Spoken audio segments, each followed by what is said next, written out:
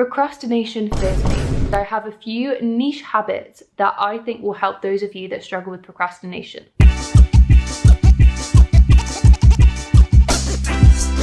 So we'll get into why you might be procrastinating first, and then we can get on to how to solve it. These are 3 things that I see in people that procrastinate that may be the reason as to why they're procrastinating. Number 1 is you don't know where to start. Number 2 is that you're distracted. And number 3 is that you're burnt out. If you're part of the group where you don't know where to start, here are some tips on how you can get the ball rolling. Number 1, you're most likely feeling overwhelmed. When you have so many things to do at once, you don't know where to start, and I can understand how you feel. I used to get really anxious at the start of a new term when I would have so many new modules and materials and homework to do at once. Something that saved me is, instead of just looking at this as a massive to-do list, I would turn it into small actions. So for example, instead of saying, right, I'm going to try and do module 2 of biology tonight, I would say, I'm going to do a topic test on module 2. I'm going to mark it myself and list down every mistake that I've got wrong, and therefore I know what I need to study next in biology. As simple as it sounds, turning big things into actions. And when I say actions, I mean you have to give yourself a specific task. Everything is so much easier because it cuts the confusion. Because instead of just looking at a list of items and subjects and kind of menial tasks, you actually have a list of specific actions and what you have to do. And I'm not going to go into the long-winded part of a timetable, but I would highly advise watching this video if you want to know anything about a rolling list or timetables. But what I would advise doing is taking these actions and putting it into your timetable and your rolling list. The next thing with not knowing where to start is making a priority list. There's 2 types of priority lists you can do, and it depends on whether you've got exams coming up. A priority list basically means you're getting done what you need to get done, because it is so easy to just do the easiest thing or to do the subject that you like. So my 2 pieces of advice for this is, with your to-do list, what you need to do is either A, make this list according to time. Is it you've got an exam coming up? Is it a coursework is due? Is it a homework hand-in? And write your to-do list in order of when something is due. The next type of to-do list is to basically write in order of your predicted grade. Now that sounds horrible, but hear me out. Having in order of what needs most attention first means that you're actively studying things that you need to study and not just letting your brain take the easy route, which is doing something you want to do. Because believe me, especially in GCSE, I could have spent all of my time doing art, but I remember that I actually had other subjects I had to study, and hence I used my list to divide my time effectively. The best option is combining those 2 lists and having a list that means you're targeting both something that's near in time and something that needs your attention. So 2 things so far in terms of not knowing where to start is actions and priority lists. Second is distraction. Now this is something that I think is so incredibly important, is environment. One of my favorite things to do, I will lay out everything in advance the night before. So it'll be my clothes, my makeup, my skincare, my studying materials, what I'm doing in the morning, my desk, everything is laid out to help me in the morning. Now the reason I do that is it's this mindset, which I will go into in this video, in helping your future self. When you wake up, and everything is laid out for you, you will get changed, you will get ready, you'll get your studying done before you go into school or your lecture, etc. Everything is so much easier because your distractions are removed. You don't have time to go on your phone. You don't have time to sit in bed and scroll because everything is there waiting for you. Now, if you're getting distracted whilst you study, there are 2 big things that really help me. I'm someone that has a lot going on in their brain constantly. I've been up since 3 a.m. today. It is currently 9:45, and I got up purely because I had so many things going on in my head that I wanted to get up. And I was so energetic this morning that I've completed so much. And that's not me telling you guys to get up at 3 a.m. by the way. I just had one of those days.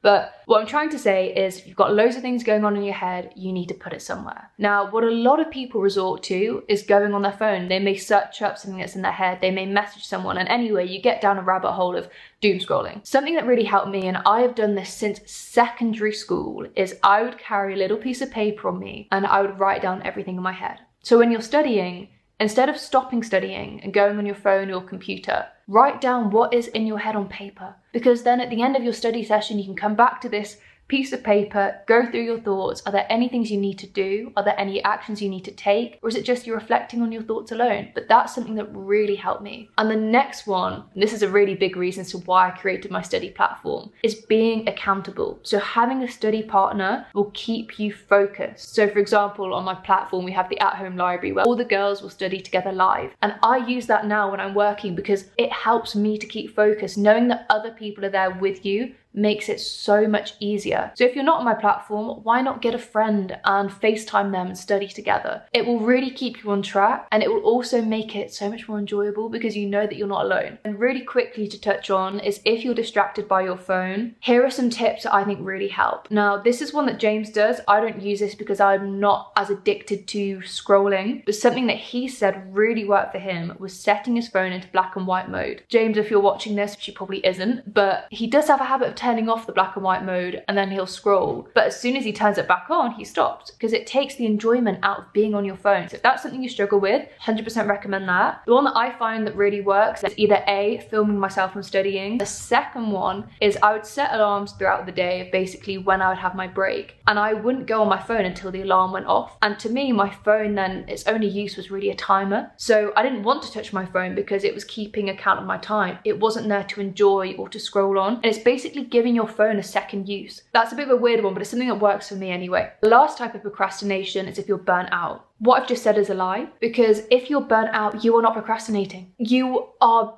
basically overworked, you are tired, and you cannot work. There's a difference. Procrastination is when you're fit to work and you basically don't want to. Burnt out means you are not mentally there. So if you are burnt out, my biggest advice, and this is something that I think really helps me, take some time away from your screen, away from your books. I used to walk, so I used to live in the countryside. There was a very specific route. I put my earphones in and I would just walk, and it would take me about an hour, and I would feel so refreshed when coming back. And the best thing to do is, again, to take another hour, and this is to not study, but to do something productive that will help you. So it was either, for me, cleaning my room, cleaning my desk, or even better, writing a timetable to help me get back into routine. All of these things will make life so much easier for yourself, and you will see such a big difference in your mental attitude after taking a break. I keep saying the same phrase, but there's no point working on 50% battery. You have to recharge. So if you are burnt out watching this, stop with the mindset of thinking you're procrastinating. Take it as a sign that you need to take a break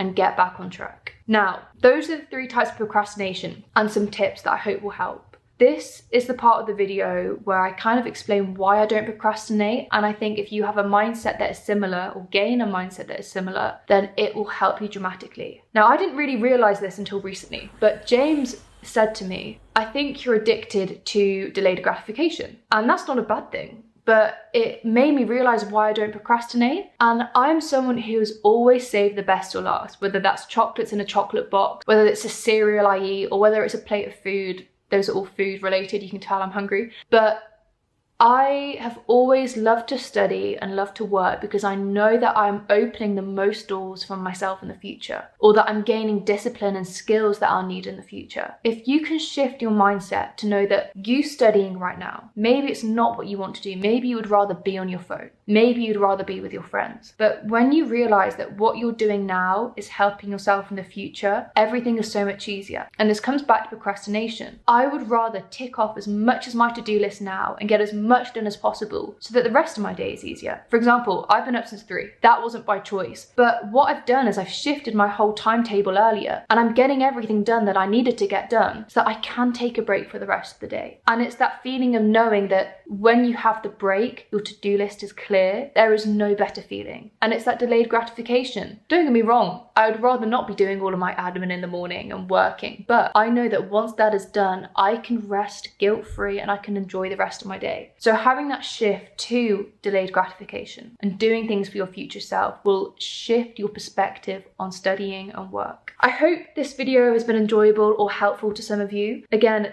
these tips aren't research. These are just things that I've done and that have helped me. So I'm hoping these are refreshing and new to you, but they might not work for you. They're very personal to me. Either way, before I keep rambling on, if you're interested in my study platform, bit of self-promo here, I always do that, then please follow this account on Instagram. If there's anything that you really want to see from me, let me know in the comments. And if you've reached the end of this video, comment I'm doing it for my future self. Then I'll know you've watched the full video. Let me know what you want to see as well. So I hope you've had a lovely little watch. I hope you're gonna have an amazing week or weekend, and I will see you girls or guys very soon.